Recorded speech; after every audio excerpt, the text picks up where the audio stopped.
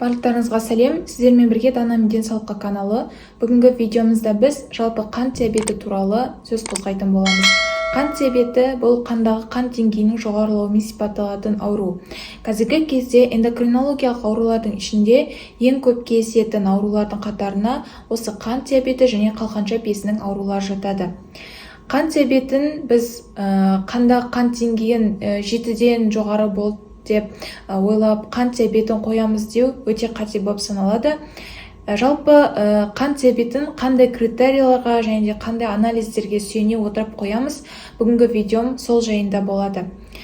Егер де бізде қанды капиллярдан және де венозды, яғни венадан алады, және де осы кезде капиллярдағы қанттың деңгейі 3-3 және 5-5 миллимол литрге дейінгі аралықта болса, онда бұл норма болып саналады.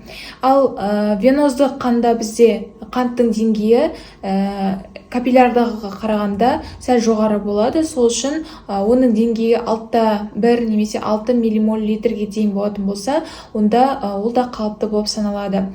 Және де егер де 2 сағаттан тамақ ішеміз азанғы уақытта, одан кейін 2 сағат өткеннен кейін қанттың деңгейі 7,8 миллимол литрге тең болатын болса, онда бұл да тамақ ішкеннен кейінгі қанттың деңгейінің осы деңгейге дейін көтерілуі тоже қалыпты норма болып саналады. Егер де біз қай кезде қант диабетін немесе преддиабет деген диагноздар қоямыз. Егер де қанттың деңгейі аш қарынға өлшеген кезде 6-1 миллимол литрге дейін болса, немесе тамақ ішкеннен кейін 2 сағаттан кейін өлшеген кезде 11,1 миллимол литрге дейін жететін болса, немесе содан асып кететін болса, онда біз қант диабеті деген диагнозды қоя алатын боламыз. Одан бөлек, егер де гликерленген гемоглобин деген көрсеткіш бар. Бұл соңғы 3 айдағы қанттың деңгейін проценттік көрсеткішпен көрсететін анализ болып табылады. Егер де гликерленген гемоглобинді тексерген кезде оның проценттік мөлшері 6,5%-ке дейін болатын болса, онда қант диабетін қоя алмаймыз. Егер де мысалы қанттың деңгейі жоғарылап тұрады, веноздадан алғанда да, жаңағыдай капиллярдан алғанда да, бірақ та гликерленген гемоглобиннің деңгейі норма болатын болса, онда біз қант диабеті деген диагнозды қоя алмаймыз. Одан бөлек преддиабет деген диагноз бар. Сол диагнозды қойып, одан кейін барып емге көшетін боламыз.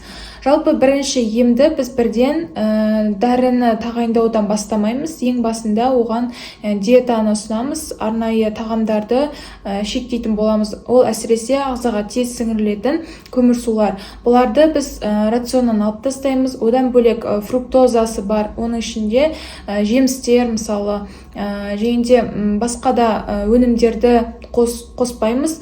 Өйткені бұл қанттың деңгейін өте тез көтеретін болады. Және де ары қарай қанттың деңгейін одан сайын көтеріп кетуіне себепші болатын болады. Сол үшін осы қант диабетіне көрсетілетін негізгі стол 9-шы стол болып саналады. Және осы 9-шы стол бойынша диета тағайындап, сол бойынша рациондағы тағамдарды реттейтін боламыз. Одан кейін барып дәрілік ем тағайындалатын болады. Егер де рационды дұрыстау барысында да қанттың деңгейі түспейтін болса, онда біз медикаментоздық терапияға көшеміз. Яғни оған біз инсулинге отырғызуымыз мүмкін, мысалы инсулинне резистентность болуы мүмкін ол адамда, немесе инсулинне нерезистентность болса, онда біз басқа да емдерді қолдана отырып, қант диабетінің типін анықтай отырып, арнайы емге көшетін боламыз. Жалпы қант диабетін қалай диагноз қою керек екендігі бүгінгі видеомда түсініктірек болды деп ойламын. Алдағы видеоларда да толығырақ барынша емі, рацион, питание, тамақтану ережесі жөнінде және де басқа да жөнінде түсіндіріп кететін боламын. Бүгінгі видеом сіздерге ақпаратты мол болды деп ойлаймын. Және де келесі видеоларда да менің каналымнан ақпараттарды жіберіп алғыларыңыз келмесе, арнама тіркеліп, лайк басып, комментарий қалдырып қойыңыздар. Сіздерге алдын ала рахмет. Сіздердің назарларыңызда болған Дана Асқарқызы. Сау болыңыздар.